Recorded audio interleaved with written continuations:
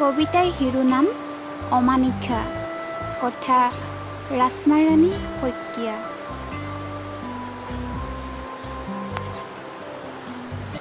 নিসংগ বিষণ্ণ নিশাত তোমালৈ খুব মনত পৰে। নিসংগতাই সাৱটি ল'লে অতিষ্ঠ হৈ পৰে মোৰ মন আৰু দুচকু। কি কৰিম মই? হুমুনিয়াহ এটা আঁকোৱালি লোৱাৰ বাহিৰে মোৰতো কৰিবলৈ একোৱেই নাই। স্মৃতিৰ জোনাকীৰ সপোনবোৰে আমনি কৰিলেই হাতত তুলি লওঁ মোৰ এই দুখৰ কলম।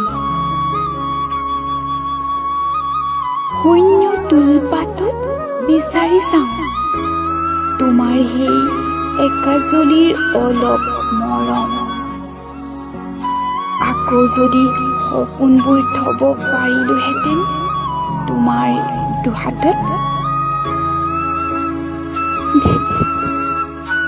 কি যে ভাবি থাকো মই। এতিয়া আৰু ক'ত পাম জোনাক হৈ সৰিবলৈ তোমাৰ চোতালত।